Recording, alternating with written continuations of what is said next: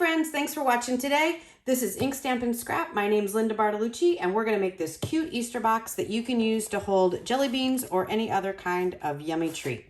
I am going to bring in this Love You Always box. It's a slider box. It's just called Love You Always because the box goes along with the Love You Always suite. So the box has a belly band, if you will, a big one, to fit the slider part of the box into. That just pops up. We're gonna decorate the top of it this time. And let me show you how the box itself goes together.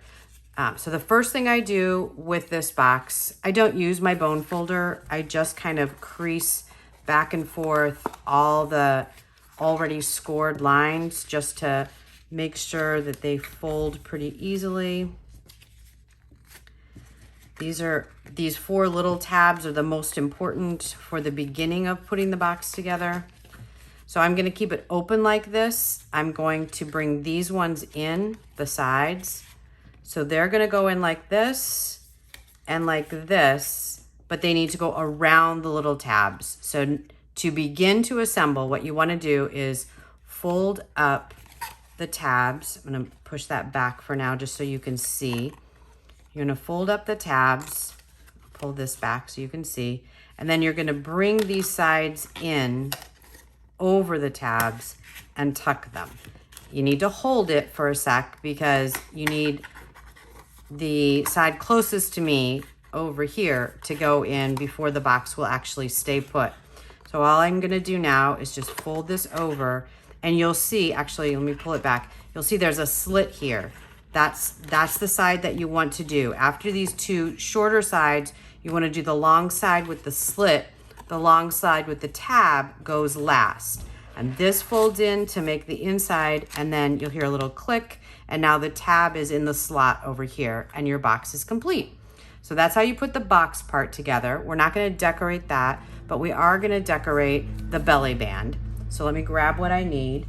I'm going to use some So Saffron Designer Series paper. I cut this down to 2.5 by 4. This is also a retiring item. All of the Designer Series papers in the annual catalog are retiring. So if you like any of them, you need to get them. They will issue new Designer Series packages for all the color families, and they will have different patterns next year. This large label from the Hippo dies, and I've already cut it. And in fact, I've gone one step farther.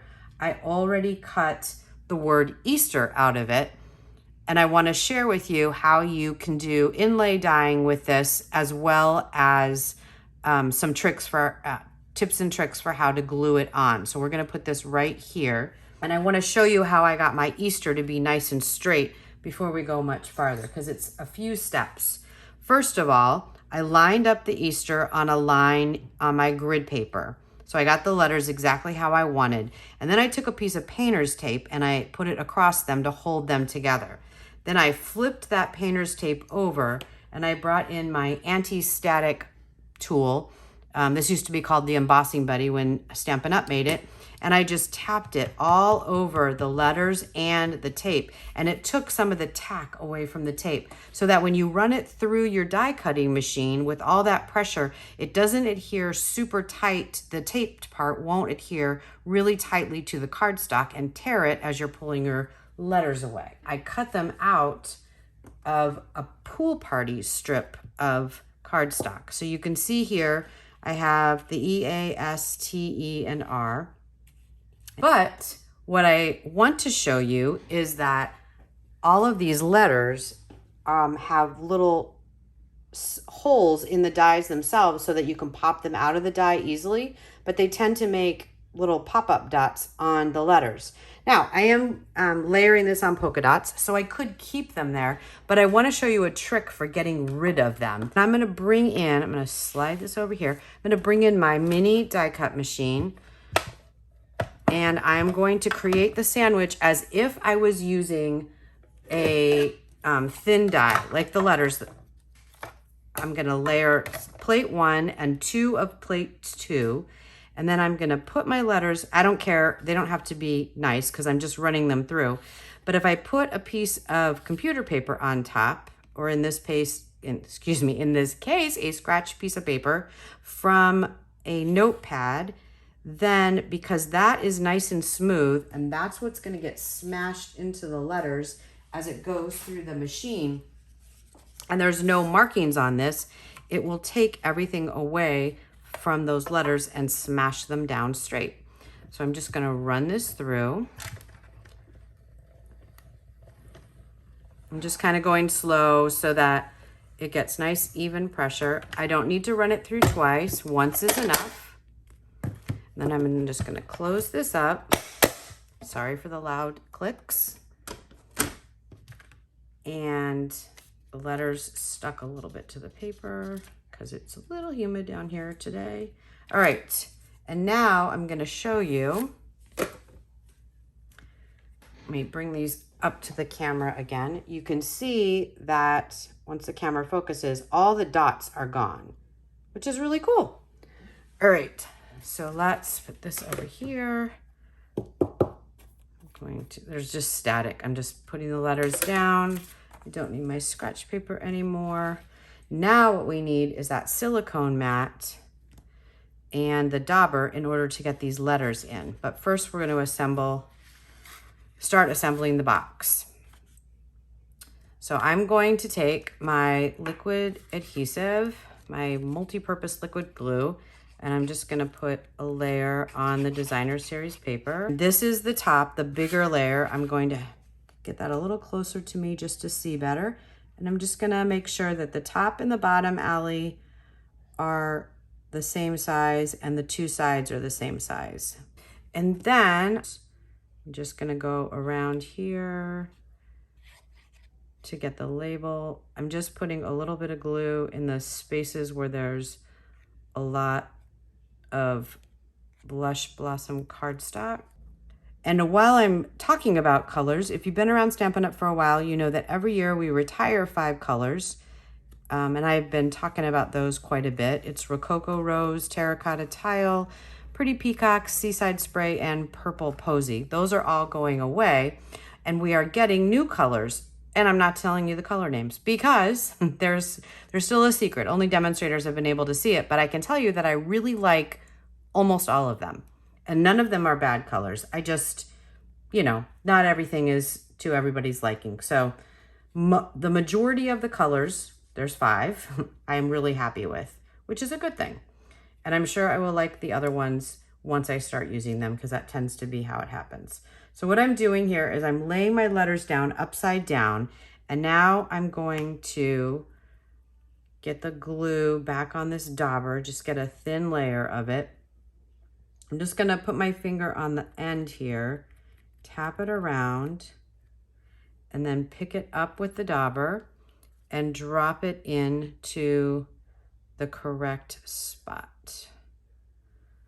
In this case, the E. So this is how you do inlaid die cutting.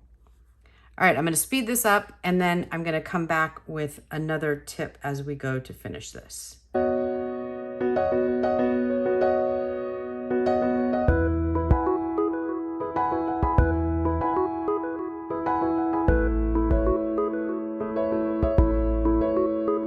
All right, so I just want to show you, because I don't think I explained it right on the E.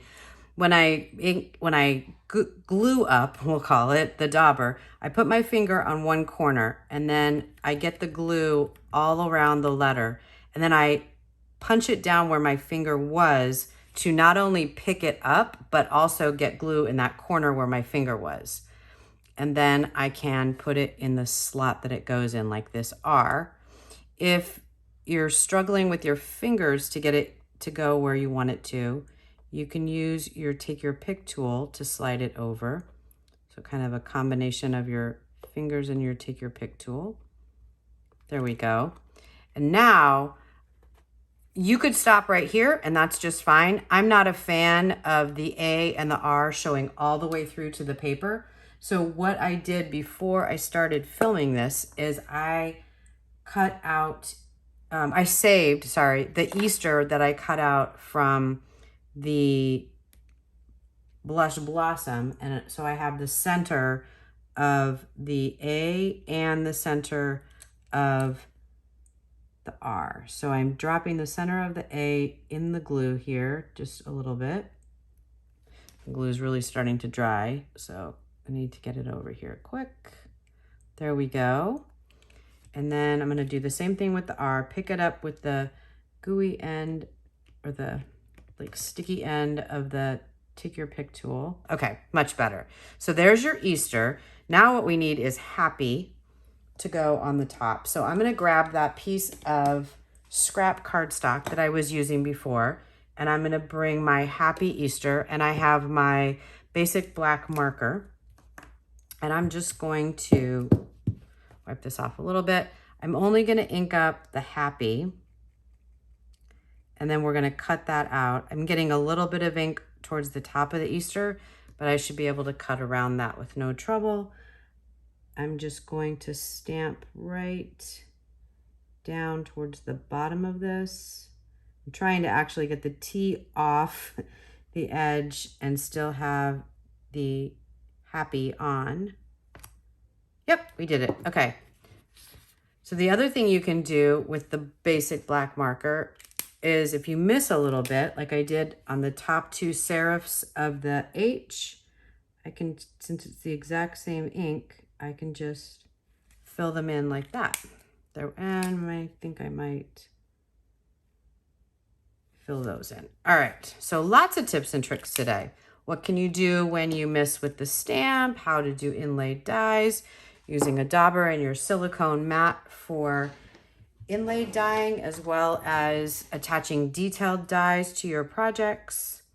Boy, you have learned a lot. There they are. Okay, so I'm going to pick this up and put it in the middle here.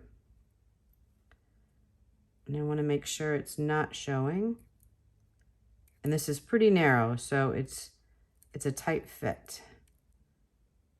There we go. So what I'm trying to do is get a straight edge of the dimensional at the top and a straight at the bottom, because it just fits on there. And we should be able to put 3 on here with no trouble. Okay, oops, nope, you don't want to, there we go. I'll just use my fingers to get that down, and there we go. Okay, so now I'm going to pull off these 3, out, or stab my finger, one or the other. There we go. So 1, and this will finish off the box. I'll show you how easily the jelly beans fit inside, just to give you an idea of what you can fit in these boxes. They really are super versatile. I'm really happy that they are carried over to the next catalog. And speaking of that, if you are a customer of mine and you've ordered from me, thank you very much. You are already on the list to receive a 2021 annual catalog. And if you would like to request one, because you haven't ordered from me yet, but you plan on me as your demonstrator for the next year, which I would be honored to be, I will leave a link below in the description of this video so that you can request a catalog from me. They will all be mailed in the middle of next month, and you will receive it before you can place your first order. All right, so there we go. Let's clean off our spot here a little bit so you can see what we made today. Thanks so much for hanging out with me while we made this fun Easter box. If you are new to my channel, please click subscribe and be sure to ring the notification bell so you know every time I post a new video. If you'd like to hang out a little more casually, please follow me on Instagram at InkStampAndScrap. Have a great day.